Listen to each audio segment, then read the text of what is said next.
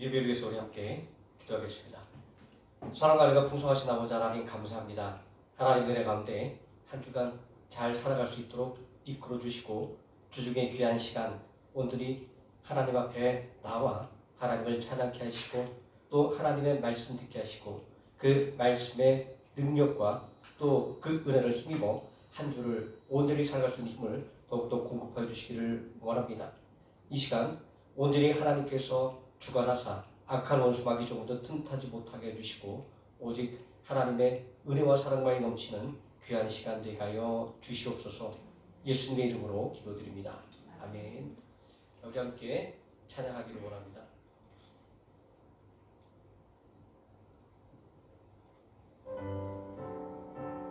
오늘 이 자리에 나온 우리를 부르시는 주님의 음성에 귀를 기울였으면 좋겠습니다. 세상의 소음과 내 안의 욕심으로 가득했던 귀를 닫고 오늘 이 시간 우리를 부르시는 주님의 음성 앞에 나아갑시다. 주의 음성을 내가 들으니 음성을 내가 들으니 사랑한단 말일세 믿는 마음으로 주께 가오니 나를 영접하소서. 내가 매일 십자가 앞에 더 가까이 가오니 구세주의 흘린 오랜 기무소 나를 정케 하소서. 주여 넓으신 은혜 베푸사 나를 안아주시고 나의 품은 뜻 주의 뜻같이 되게 하여 주소서. 내가 매일 십자가 앞에 더 가까이 가오니 구세주의 흘린 복의 피무소 나를 정케 하소서. 주의 보좌로 나아갈 때에 어찌하니 기쁠까. 주의 얼굴을 항상 배우니 더욱 친근합니다. 내가 매일 십자가 앞에 더 가까이 가오니 구세주의 흘린 복의 피로써 나를 정케 하소서. 우리 구주의 넓은 사랑을 증명할 자 없으며 주가 주시는 참된 기쁨도 헤아릴 수 없도다. 내가 매일 십자가 앞에 더 가까이 가오니 구세주의 흘린 복의 피로써 나를 정케 하소서. 아멘.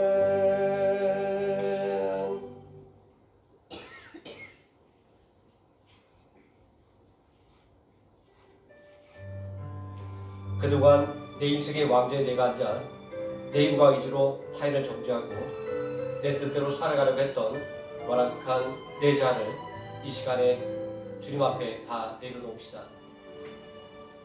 내가 주인 삼은 모든 것 내려놓고 내 주 대신 주 앞에 나가 내가 사랑했던 모든 것 내려놓고 주님만 사랑해. 내가 주인 삼은 모든 것 내려놓고 내 주 대신 주 앞에 나가 내가 사랑했던 모든 것 내려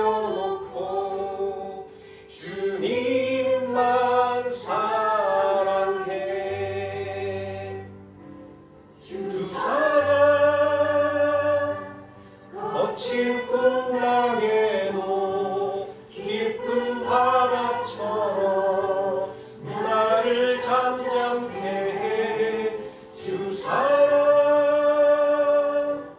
내 영혼의 반석 그 사랑 위에 서리.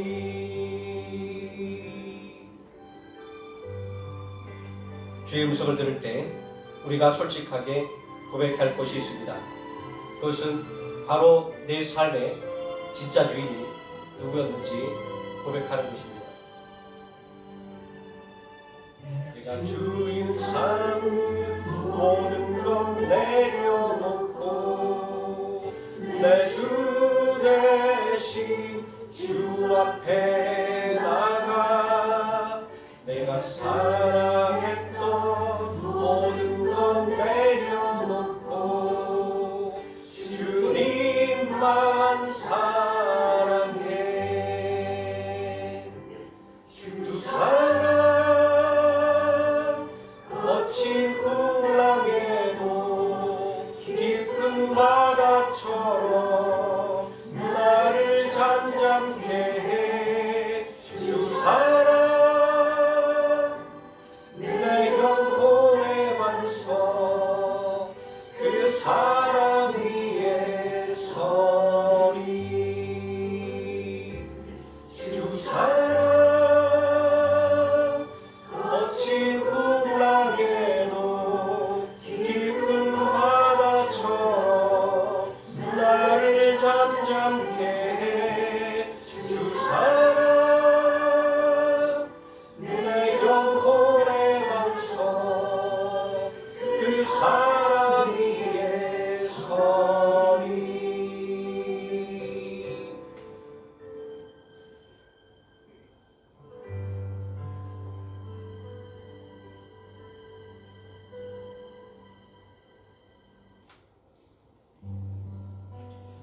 내 생각과 내 위주로 살아가던 그 좁고 어두운 길에서 우리를 포기하지 않으시고 끝까지 찾아오셔서 우리를 만나주신 분이 바로 우리 주님이십니다. 내 인생 여정 끝내어 함께 찬양합니다. 내 인생 여정 끝내어 강 건너 이를 때 하늘 향해 말하리 예수 인도하셨네. 매일 발걸음마다 예수 인도하셨네. 나의 무거운 죄짐을 모두 벗고 하는 말 예수 인도하셨네. 이 값이 바뀔 인생을 허덕이면서 갈 때에 시험과 환난 만나 예수 인도하셨네. 매일 발걸음마다 예수 인도하셨네. 나의 무거운 죄짐을 모두 벗고 하는 말 예수 인도하셨네. 내가 걸어온 지난날의 모든 순간 때로는 칠흑 같은 어둠과 고난의 일 같았지만 그 모든 자리마다 주님의 손이 우리를 붙잡고 계셨습니다. 내 인생 여정 끝나는 날 예수 인도하셨네 고백하는 우리 모두가 되기를 원합니다.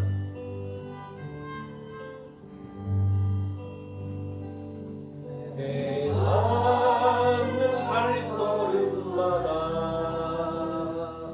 주 예수 보살피시사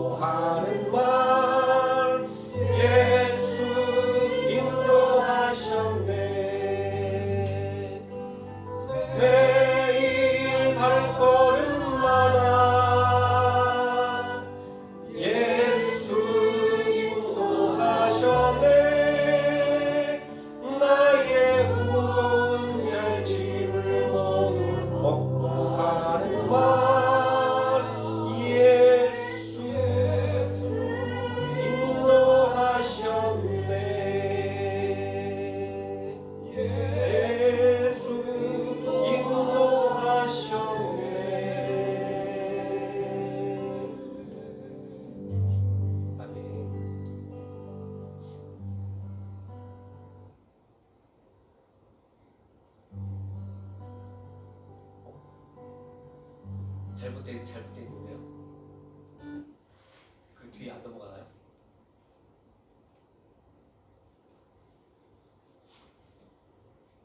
뒤에가 이건데요. 아, 잘못됐나 그럼 여기서 마치겠습니다.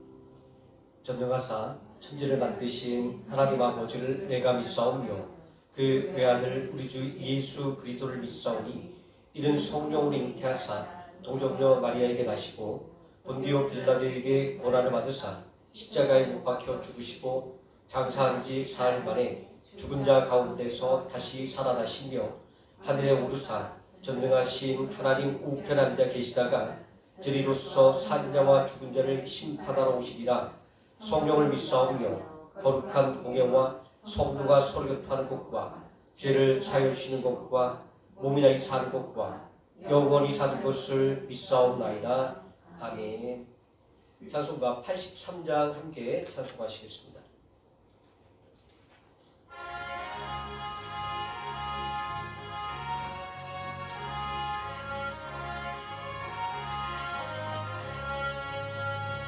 나의 마음에 근심 구름 가득하게 덮이고 슬픈 눈물 하염없이 흐를 때 너무 중성으로 부르사 나를 위로하시 누가 있을까. 주 예수 주 예수 주 예수밖에 누가 있으랴. 슬퍼 낙심될 때에 내 친구 되시는 우주 예수밖에 다시 없구나. 무거운 짐들에 지고 인생 길을 가는 자 힘이 없어 쓰러지려 할 때에 능력 있는 발을 펴서 나의 손을 붙들어 나를 구해주리 누가 있을까.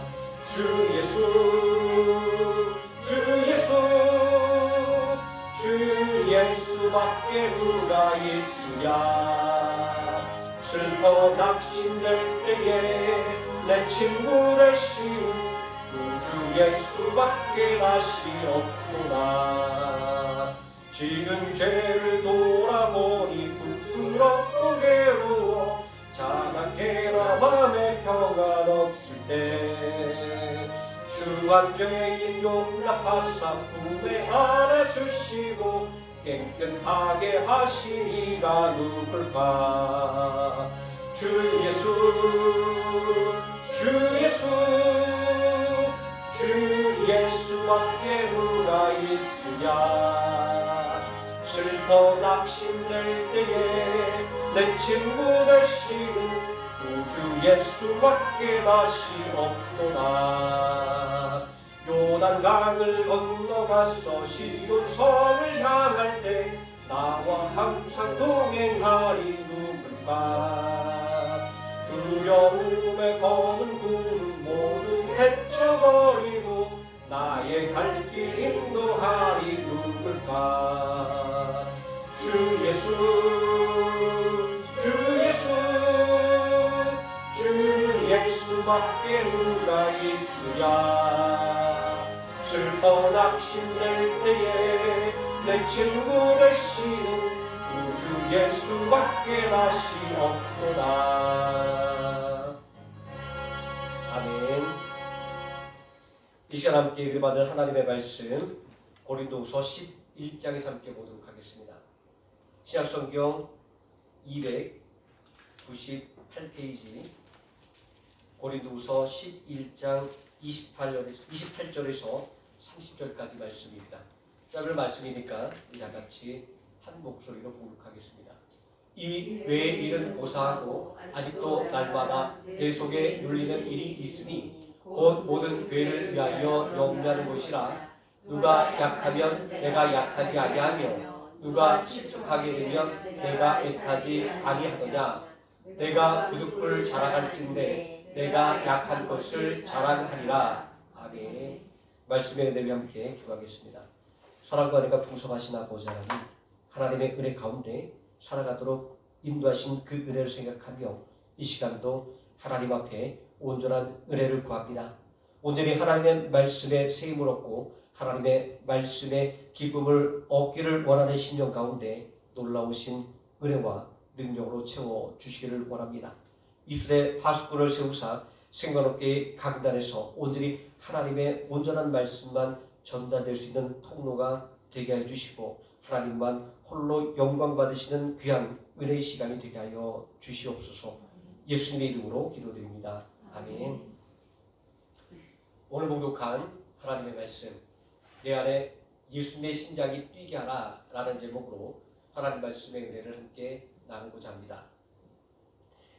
옛날 어느 왕국에 마음씨 고운 공주가 살고 있었습니다. 공주에게는 세상 누구보다 아끼는 아주 특별한 애완돼지 한 마리가 있었습니다. 공주는 이 돼지를 향해 지극한 사랑을 베풀며 목에는 반짝이는 예쁜 목걸이도 달아주고 매일 아침 향기로운 비누로 구석구석 씻겨주고 곱게 치장했습니다. 왕국의 화려한 정관과 부드러운 잔디 위에서 공주와 돼지가 함께 거리는 모습은 그 자체로 평화로운 풍경이었습니다.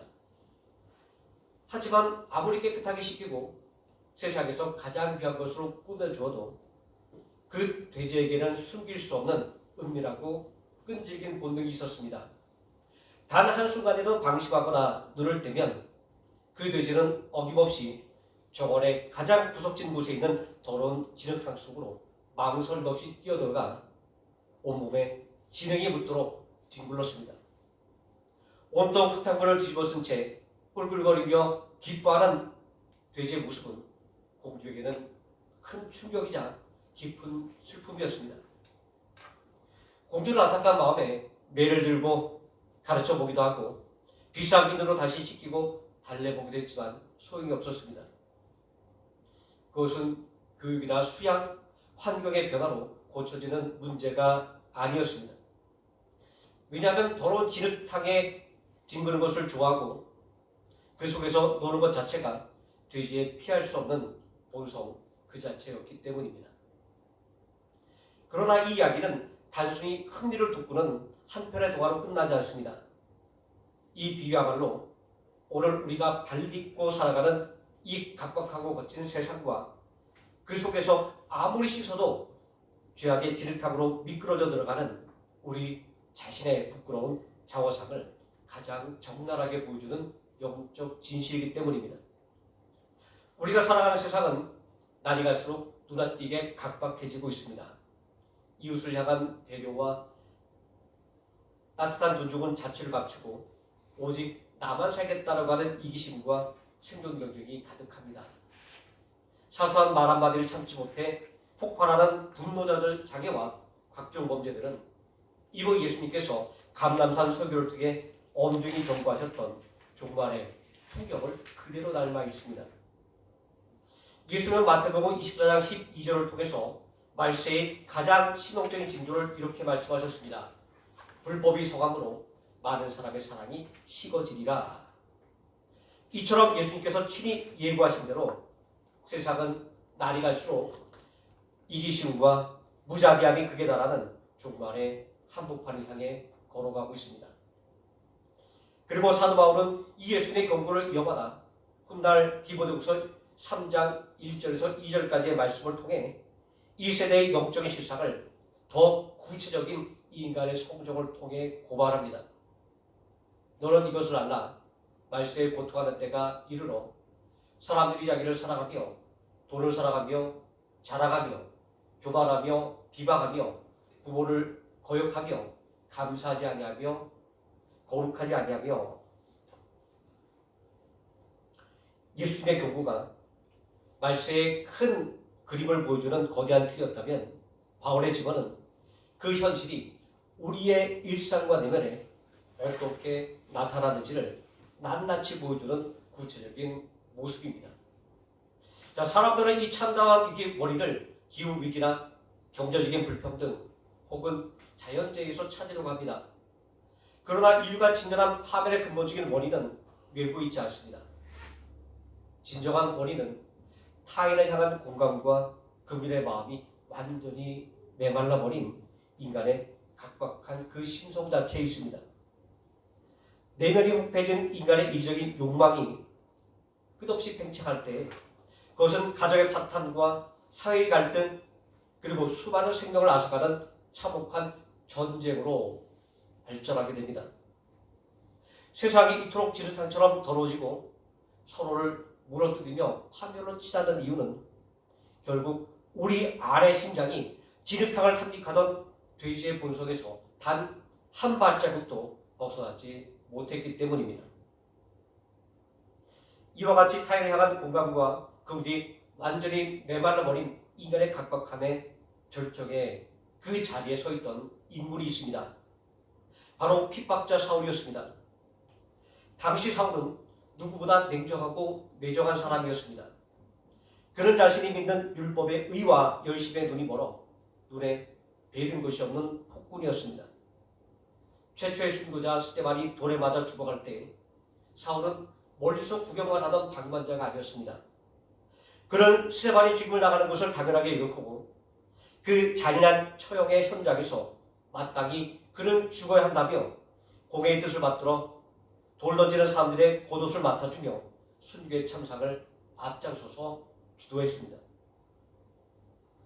스데반의 순교 사건이 참혹한 비극인 이유는 그것이 이례적인 사건으로 끝난 것이 아니었다라는 것입니다. 더 거대한 폭력에 소박이 되었기 때문입니다. 사울의 잔인함은 교회를 향해서 더욱더 집요하고 흉폭하게 뻗어나갔습니다. 그는 마치 진흙탕을 찾아 헤매는 짐승처럼 예수님을 믿는 사람들을 찾아내기 위해 온 사방을 쑤시고 다녔습니다. 남녀를 가리지 않고 집집마다 뒤닥쳐 그들을 억지로 끌어내어 감옥에 가두었습니다. 가차없이 처벌하며 핍박에 선봉해서 살기 등등하게 성도들의 숨통을 죄어왔습니다. 사도행전 8장 3절의 기록은 당시 그의 잔인한 행태를 이렇게 증언합니다. 사울이 교회를 잔멸할 새 갓집에 들어가 남녀를 끌어다가 옥에 넘기니라. 바울이 스데반의 순교 이후 박해를 주도했고 교회를 잔멸하려 집집마다 돌아다니며 성도를 잡아 감옥에 가두었습니다. 이 핍박이 얼마나 거셌든지 성도들은 삶의 터전을 내버리고 사방으로 흩어져야만 했습니다. 이 모습을 본 사울은 더 기세가 등등해져서 그들을 끝까지 추적하려고 마음먹었습니다. 성도들이 터전을 옮겨 숨어든 다메섹까지 그들을 체포할 군사들을 이끌고 직접 쳐들어간 것입니다. 예수님의 이름을 부른 자들을 씨를 완전히 말려 죽이겠다는데 혈안이 되어 그 기세등등하여 집요하게 달려갔던 그의 모습은 마치 냄새나는 진흙탕을 향해 눈이 멀어 미쳐 달리는 짐승의 모습 그대로였습니다.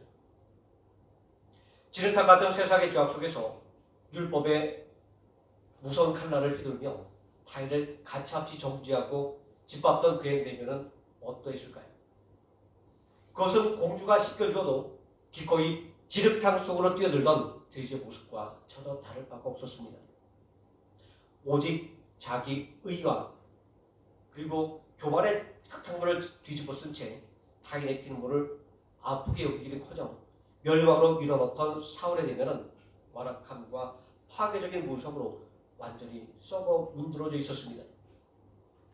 그렇다면 이토록 피도 눈물도 없던 사울을 살기가 등등하여 교회를 진멸하던 그 완악한 짐승과 같던 자를 단번에 꼬꾸라뜨리고 완전히 뒤바꾼 원동력은 과연 무엇이었을까요? 인간의 도덕적인 설득이나 외부의 압력 따위로든 결코 불가능했던 그 엄청난 변화의 기적은 바로 다메섹 도상에 임한 부활하신 예수님과의 압도적인 만남에서 비롯되었습니다. 그날도 사울은 자신의 의로움에 취해 예수 믿는 자들을 결박하여 예루살렘으로 끌고 오겠다라고 살결인 야망을 품고 다메섹을 향해 열심히 달려가고 있었습니다. 바로 그때 예수님께서 그를 직접 찾아오셨습니다. 사도행전 9장 3절에서 4절은 그 결정적인 순간을 이렇게 징구하고 있습니다. 사울이 길을 가다가 다메섹에 가까이 이르렀더니 호련히 하늘에서 빛이 그를 둘러 비추는지라. 땅에 엎드러져 들음에 소리가 있어 이르시되 사울아 사울아 내가 어찌하여 나를 박해하느냐 하시거늘. 이 한 마리의 음성 속에 담긴 충격은 그야말로 핵폭탄급이었습니다. 사울은 지금까지 자신이 하나님의 영광을 위하고 거룩한 율법을 수호하기 위해 이단자 무리를 소탕하고 있다고 철저하게 확신했습니다. 지상에서 매를 맞고 옥에 갇히는 사람들은 그저 율법을 거스르는 쓸모없는 이단들이며 자신이 버리고 있는 일은 완벽하게 이룬 성전이라고 굳게 믿어 의심치 않았습니다. 그런데 부활하신 예수님의 대답은 그의 세계관을 완전히 박살내버렸습니다.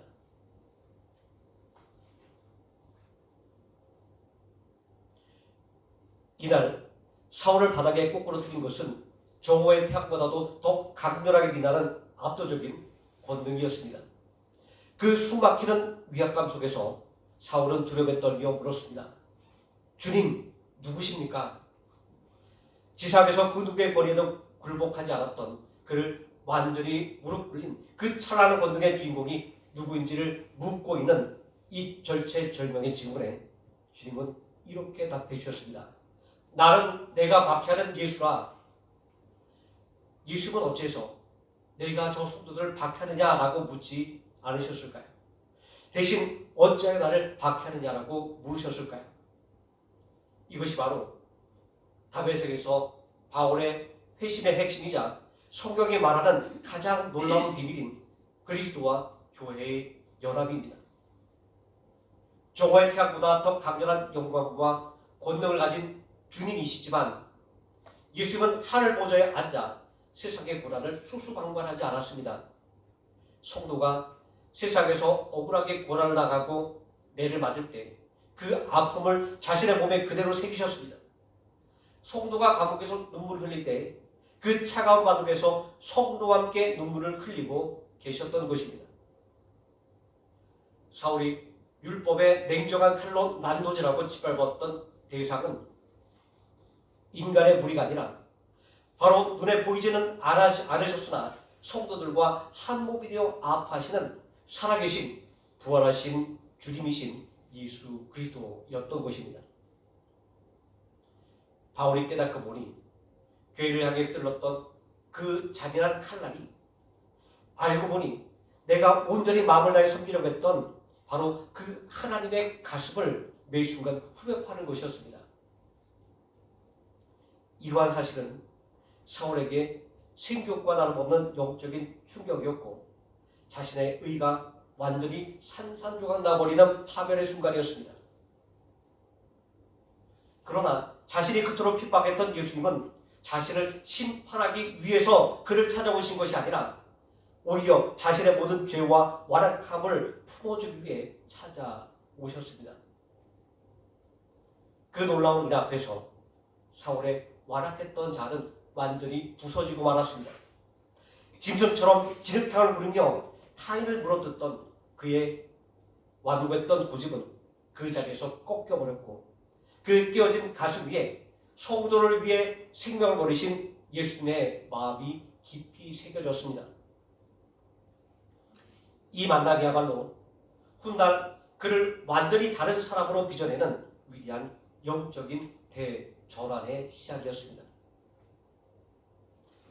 앞서 들려드린 공주의 애완돼지 이야기를 떠올려 보십시오. 아무리 깨끗하게 씻기고 화려한 액세서리로 꾸며주어도 개만 새끼면 어김없이 더러운 진흙탕 속으로 뛰어들어가 뒹굴던 그 구제불능의 돼지 말입니다. 공주가 매를 들고 가르쳐보기도 하고 달래보기도 했지만 인간의 힘이나 교육으로는 그 돼지의 본성을 결코 변화시킬 수 없었습니다. 그때 마침내 왕이 직접 개입했습니다. 왕은 구제불능인 그 돼지를 내버리거나 포기하는 대신 놀라운 은혜의 결단을 내렸습니다. 그것은 바로 돼지의 가슴을 열고 더러운 진흙탕을 탐닉하던 자기 중심성과 탐욕의 심장을 완전히 드러내고 그 빈자리에 온순하고 아름다운 꽃사슴의 심장을 통째로 이식하는 것이었습니다. 여기서 심장은 성경이 말씀한 것에 따르면 단순한 인간의 신체 부위가 아닙니다.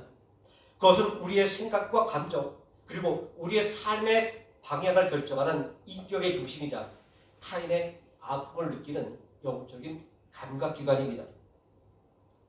진흙탕을 탐닉하던 부패한 심장은 오직 나만 살겠다라는 이기심과 남을 정죄하는 차가운 피를 뿜어내지만 하나님께서 이식해 주시는 예수님의 심장은 성도의 연약함을 품고 함께 아파하는 거룩한 사랑과 공감의 생명줄입니다. 이처럼 꽃사슴의 심장이 돼지에게 이식되자 거짓말처럼 놀라운 일이 벌어졌습니다. 심장이 바뀌자마자 돼지는 더 이상 더러운 흙탕물을 쳐다보지도 않았습니다. 공주의 곁에서 온순하고 아름다운 모습으로 온전히 새롭게 살아가게 된 것입니다. 그러나 이것은 단순히 우리의 원래 존재는 그대로 둔 채 마치 자동차 부속품을 갈아 끼우는 것처럼 갈아 끼우는 기계적인 교체를 말하는 것은 아닙니다. 기독교 신학에서 진정한 구원이란 내 안에 부패한 옛 자아가 다메섹 도상의 빛 앞에서 그리스도와 함께 십자가에 완전히 못 박혀 죽고 예수님의 부활 생명으로 완전히 다시 태어나는 연합을 뜻합니다. 이와 같이 다메섹 도상에서 부활하신 주님을 만난 사울은 예수 그리스도의 심장을 이식받는 거부할 수 없는 하나님의 은혜를 경험했습니다. 율법의 의에 취해 남을 정죄하고 파괴하던 진흙탕 같은 삶은 다메섹 도상에서 영원히 끝나버렸습니다. 왕이신 하나님의 개입으로 말미암아 사울의 가슴에는 타인을 향한 긍휼과 생명을 품는 예수님의 심장이 뜨겁게 뛰기 시작했습니다. 그런 이전과는 전혀 다른 존재, 다시 말해 완전한 새로운 피조물로 거듭나게 된 것입니다. 사울은 나중에 이러한 변화를 감격스럽게 고백하며 고린도서 5장 7절 17절 말씀을 통해서 모든 성도가 누려야 할 새로운 피조물이라 구원의 진리를 이렇게 선포하고 있습니다. 그런즉 누구든지 그리스도 안에 있으면 새로운 피조물이라 이전 것은 지나갔으니 보라 새 것이 되었도다. 이 심장 이식의 결과는 그의 삶을 통째로 바꾸어 놓았습니다. 자기 중심성과 교만으로 똘똘 뭉쳐있던 사람이 이제는 오직 예수 그리스도의 사랑에 매여 복음을 향해 달려나가는 사도로 변모했습니다. 이후 바울은 고린도서 11장에 생생하게 기록된 바와 같이 복음을 위해 헤아릴 수 없는 극한의 고난을 마주했습니다. 옥에 갇히기도 수없이 하고 매를 지극히 많이 맞고 여러 번 죽을 뻔하였으며 유대인들에게 40에 사나 가던 매를 3번이나 맞고 1번 돌로 맞고 3번 파손했으며 일주일을 깊은 바다에서 지내며 수많은 여행 중에 강의 위험과 강도의 위험과 동족의 위험과 이방인의 위험과 시내의 위험과 광야의 위험과 바다의 위험과 거짓 형제 중에 위험을 겪고 또 수고하며 애쓰고 여러 번 자지 못하고 줄이며 목마르고 여러 번 굶고 춥고 헐벗었습니다.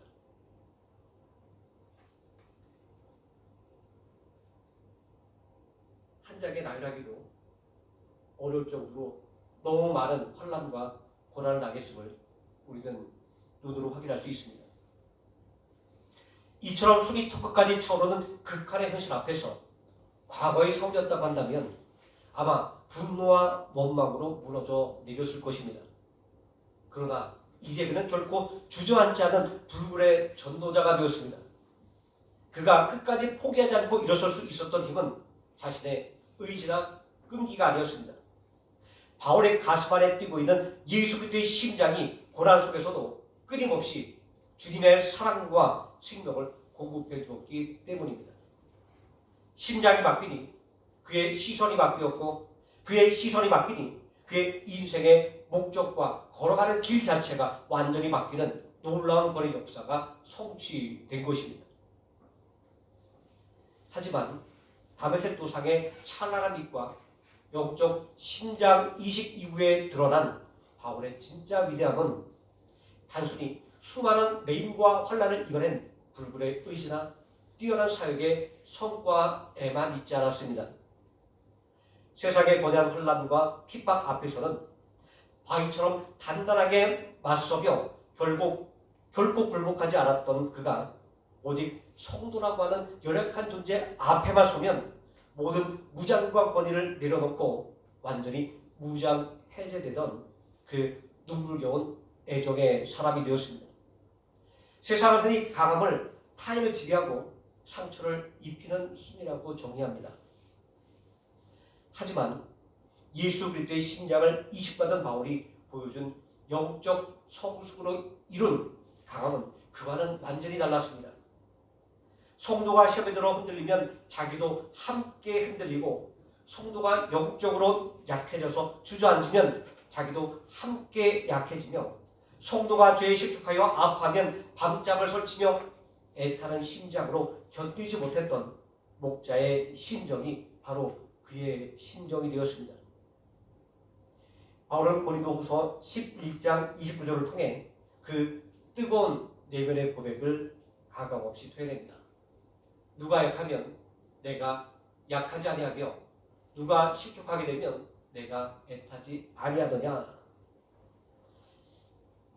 이 이야기는 남에게 약점을 납치는 비참함이나 인간적인 무능 혹은 소심함에서 비롯된 탄식이 결코 아니었습니다.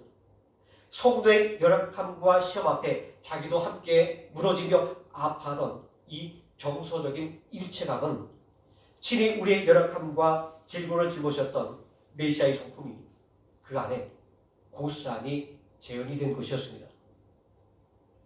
이사야 선자가 예언했던 것처럼 우리의 모든 슬픔과 질고를 아시는 주님처럼 말입니다.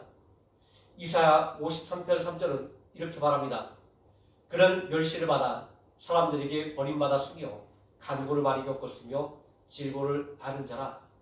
마치 사람들이 그에게 얼굴을 가릴 것 같이 멸시를 당하였고 우리도 그를 귀히 여기지 아니하였도다. 두 개의 말씀을 보면 바울이 무엇을 의도하고 이야기했는지 우리는 알 수 있습니다. 그의 약함은 인간적인 약함이 아니라 나는 바로 예수님의 마음을 가지고 당신들을 위해 애통해하며 가슴 아파하고 있다는 하는 자신의 마음을 토로하고 있는 것입니다. 그렇습니다. 진정한 사랑은 타인의 고통을 멀리 앉아서 구경만 하는 것이 아니라 그 아픔의 현장으로 친히 걸어 들어가서 함께 멍에를 매는 것입니다. 앞서 우리가 살펴본 수많은 매맞음과 파손, 죽음에 이르는 육체적 고난의 목록들이 바울이 예수 그리스도 안에서 기쁨으로 감당해낸 약함의 실체였다고 한다면 성도의 아픔을 자신의 눈물로 온전히 감당하며 함께 피눈물을 흘리던 이 애타는 심정은 그 약함이 결실을 맺은 사랑의 절정이었습니다. 바울은 성도를 향해 훈수를 두거나 정죄한 자리에 서지 않았습니다. 그는 성도의 아픔을 곧 자신의 아픔으로 삼았고 과거의 율법에 매정한 칼날을 휘두르며 타인을 상처 주던 사울에서 이제는 예수 그리스도의 생명으로 모든 아픔을 감싸며 성도를 품어내는 예수님의 심장을 가진 참된 목자로서의 삶이 깊어져가고 있었던 것입니다. 이것이 바로 예수님께서 우리들에게 보여주신 사랑의 진짜 모습이자 바울의 가슴 속에서 뛰기 시작한 예수님의 심장의 진짜 결실입니다. 그렇다면 오늘 우리 자신은 어떻습니까? 인간의 노력이나 철학적 사유 혹은 도덕적인 수양이라는 이름의 비누로는 우리 본성에 죄악에 더러운 지륵탕을 탐닉하며 구르는 우리의 각박하고 완악한 심성을 결코 깨끗하게 씻어낼 수 없습니다. 아무리 화려한 장식을 달고 깨끗하게 씻겨놓아도 뒤에만 생기면 지륵탕 속으로 뛰어들어가던 그 돼지처럼 우리 안에 부패한 자는 스스로를 권할 능력이 전혀 없습니다. 율법의 의를 내세우며 남의 어깨에는 무거운 짐을 지우고 가차없이 정죄하던 바리새인과 같은 차가운 심장은 다메섹 도상의 거룩한 빛 앞에서 완전히 끝났어야 합니다. 그러므로 이제는 더 이상 남의 실수를 손가락질하며 나의 의를 증명하려고 하던 그 교만한 손을 온전히 내려놓아야 합니다. 오직 거룩한 빛 앞에 나의 깨어진 내면을 가감없이 비추며 깊은 통회에 눈물을 흘려야 합니다. 바로 이 완악하고 미설적인 자를 완전히 박살내는 유일한 능력은 다메섹 도상에서 사울을 꼬꾸라뜨렸던 부활의 주님이신 예수 그리스도 한 분밖에 없습니다. 그 빛은 우리의 죄를 폭로하고 끝내는 정죄의 불길이 아니라 나의 위선을 벌거벗기고 그 자리에 주님의 용서와 긍휼을 덧입혀주는 놀라운 거듭남의 능력입니다. 그러나 참으로 안타깝게도 우리는 여전히 그 옛 자아를 십자가에 온전히 못 박지 못한 채 내 힘과 의지로 타인을 바꾸려다가 가정과 공동체 속에서 상처와 부전의 지륵탕만을 되풀이하곤 합니다. 바로 이 참담한 현실 속에서 우리를 살릴 수 있는 길은 오직 하나, 그 부활의 은혜 앞에 무릎을 꿇는 것입니다. 곧 자기 중심성과 탐욕으로 가득 찬 우리의 굳어버린 심장을 드러내고 남을 손가락질하던 차가운 손을 거둔 그 자리에 예수님의 뜨거운 심장을 새롭게 이식받는 영적인 심장 이식을 의미합니다. 이처럼 굳은 심장을 드러내고 부드러운 사랑의 마음을 얻는 은혜에 대해서 하나님께서는 에스겔 36장 26절 말씀을 통해 우리에게 놀라운 약속을 주셨습니다. 또 새 영을 너희 속에 두고 새 마음을 너희에게 주되 너희 육신에서 굳은 마음을 제거하고 부드러운 마음을 줄 것이며, 타인을 향한 공감과 사랑이 완전히 식어버린 시대에 우리는 서로를 향해 찌르고 상처 입히는 정죄와 비판의 칼날을 이제는 온전히 거둬들여야 합니다. 내 안의 위선과 교만이라는 거대한 들보를 보지 못한 채 오직 타인의 허물만을 날카로운 눈으로 바라보았던 과거의 바리새인적인 태도를 이제는 끝내야 합니다. 이제는 우리의 완악한 껍데기를 깨고 그 거룩한 빛 앞에 나의 깨어진 내면을 가감없이 비추어 깊은 통해의 눈물을 흘려야 할 때입니다. 그리고 우리의 영혼을 향해 이 상처 입은 시대를 향해 눈물로 간절히 선포하고 기도해야 합니다. 주님, 완악하고 각박한 내 심령 안에 그리스도의 심장이 뛰게 하옵소서. 서구의 열악함과 고난을 외면하지 않으시고 친히 나의 고난으로 여기시며 우리의 모든 질과 슬픔을 아시는 주님의 그 뜨거운 긍휼과 공감이 우리의 메마른 가슴 속에 깊이 이식되어 다시 뜨기 시작할 때 비로소 우리의 차가운 마음은 온전히 녹아내릴 것입니다. 나아가 이기심으로 분열된 교회와 서로를 향해 문을 굳게 닫아버린 이 각박한 세상이 진심으로 치유되는 놀라운 역사가 일어날 것입니다. 오직 예수님의 심장 안에서 상처 입은 영혼들이 따뜻하게 품어지고 하나로 아름답게 지어져가는 생명의 기적이 오늘 예수님의 심장을 내 안에 뛰게 해달라고 하는 결단으로 하나님 앞에 나아가는 우리의 삶 속에서 다시 힘차게 시작되기를 예수님의 이름으로 축원드립니다. 기도하시겠습니다. 사랑과 은혜가 풍성하신 아버지 하나님, 하나님의 은혜 가운데 우리를 살아가도록 인도하여 주시고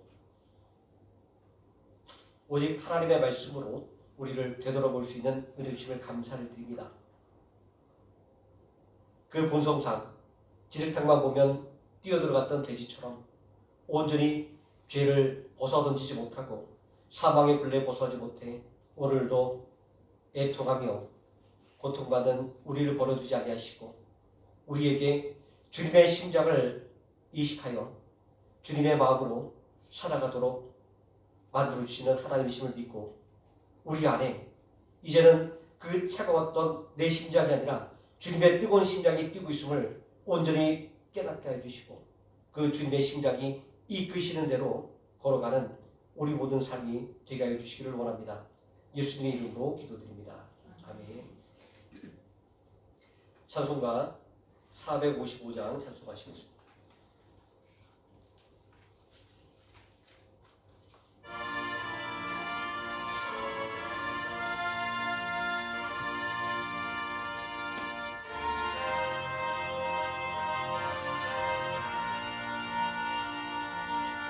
주님의 마음을 본받는 자, 그 마음의 평강이 찾아오는 험악한 세상을 이길 힘이 하늘로부터 임하리로다.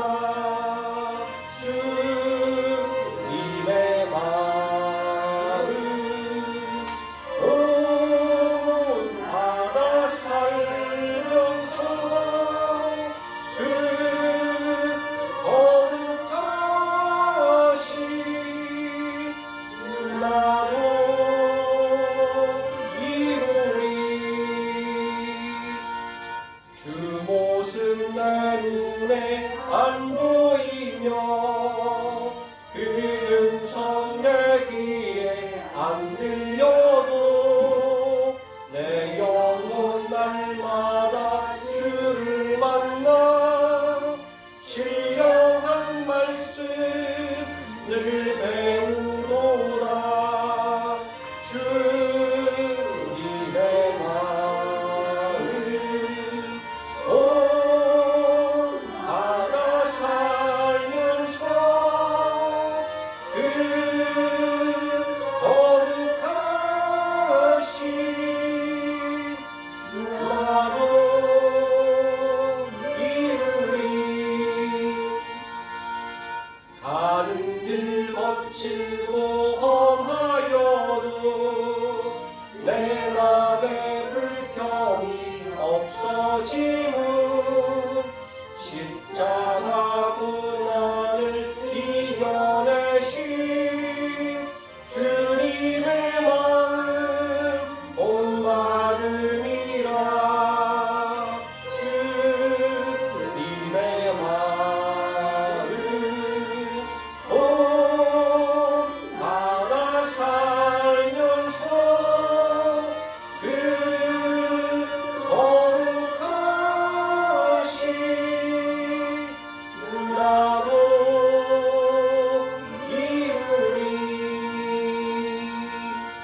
주 예수 세상에 다시 오신 그날의 무성도 경하여 주님의 빛나는 그 형상을 다 함께 보며 주 찬양하리. 주님의 마음 온 바다 살면서 그 거룩하신 나로 이루리. 아멘.